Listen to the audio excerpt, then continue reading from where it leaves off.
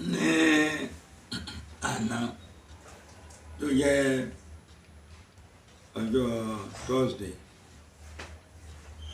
31 July, the newly commissioner of police fún Ọ̀ṣun State, Ibrahim Jotan, ó wá ṣe àbẹ̀wò sí ọ̀dọ̀ wa. So a pè àwọn lọ́balọ́ba tí wọ́n wà ní agbègbè yìí pé kí àwọn náà kí wọ́n wá sí ìjókòó láti wá fi ìjókòó yẹ wọn sí. Lẹ́yìn ìgbà tí commissioner of police tó bá sọ̀rọ̀, táwa náà bá sọ̀rọ̀ tó lọ tán, ẹni àwọn lọ́balọ́ba kan sọ pé wuyewuye ká máa ń bẹ tó máa ń wáyé láàrin speaker, honourable speaker, right honourable Adéwálé Ẹgbẹ́dùn àti ọba ìlú rẹ̀. Àwọn ọba tí wọ́n wà ní ìjókòó la bá jókòó, kí ni a fẹ́ ṣe lórí wuyewuye yìí? Àwọn ọba tí wọ́n wà ní ìjókòó pẹ̀lú mi wọ́n jẹ́ ọba mẹ́rin.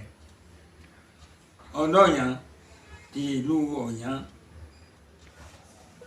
ó ní Así àti Asábà ló jẹ́ prescribe authority fún kí wọ́n tó di ẹni tí àwọn náà di jẹ́ recognized chieftains. Òun wà ní ìjókòó, Alásábà wọn wà ní ìjókòó, ọba Ezekiel Oyewusi òun wà ní ìjókòó. Bákan náà ni ọba Alágbè ti ìlú Àgbè, ọba Badmus òun náà máa ń wà ní ìjókòó. Ọba Atapara ti Ìyẹ̀kú, ọba Sọ́lù Ajíbóyè òun náà wà ní ìjókòó. Ó jẹ́ àwọn mẹ́rin tí wọ́n wà ní ìjókòó pẹ̀lú mi ní àná. So ọ̀rọ̀ díẹ̀ tí àwọn gbọ́ nípa ọ̀rọ̀ Adásí wọ́n sọ, nípa ti speaker wọn ò rí àléébù kankan sọ nípa rẹ̀. So asa take a decision pé tó bá di ní aago 4 lónìí kí a pe Adásí ọba Isaac Oyewálé ká pè wá kó wá ṣe àlàyé tó ṣẹlẹ̀ láàrin rẹ̀ àti right honourable Adéwálé Ẹgbẹ́dùn. So èmi àti Ọlọ́yàn ni a ní kí ká wádìí tó ṣẹlẹ̀ láàrin wọn. So mo ń retí rẹ, mo ń retí Alásí àti Ọlọ́yàn ní aago 4. Ìdí tí a fi sí àárọ̀ ni pé ní ọ̀pọ̀lọpọ̀ àwọn ọba tí a wà ní Odò Ọ̀tìn ní ọjọ́ Jímọ̀ Friday a máa ń mẹ́tì àwọn àlú.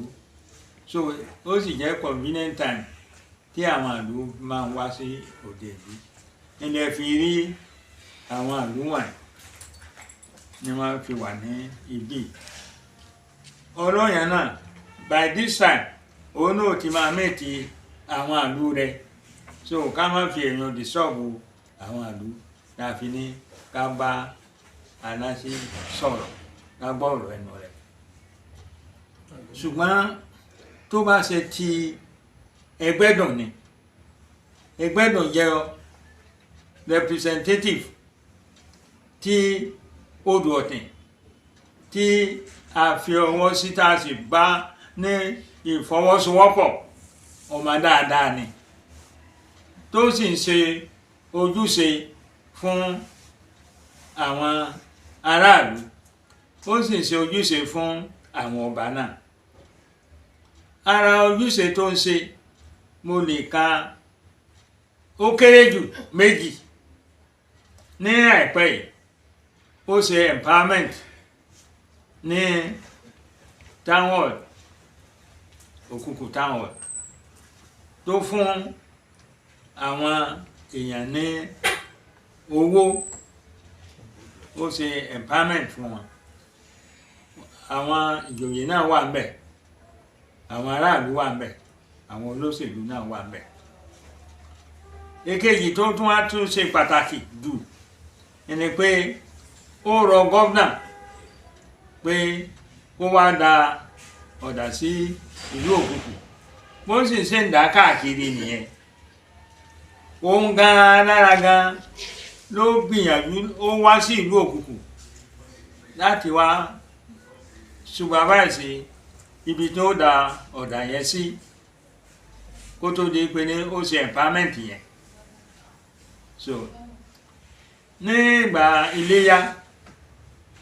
iléyá tá a ṣe kọjá kì í ṣe wípé ó ṣe ojúṣe fún àwọn ọba nìkan, ó tún wá rí mi níbí kó tó máa lọ sọ́yàn láti wá gbàdúrà, láti tún wá ṣe ojúṣe.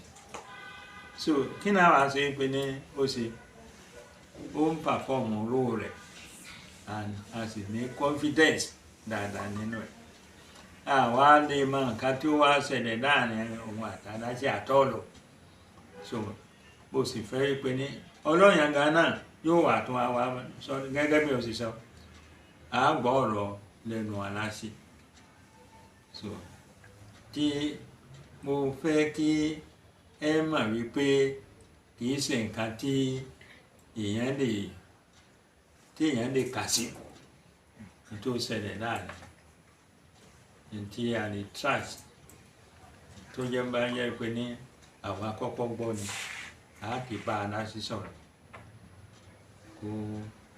kó má kà á gbogbo nǹkan tó lè máa jẹ́ òun kó má kà sí speaker lọ́rùn.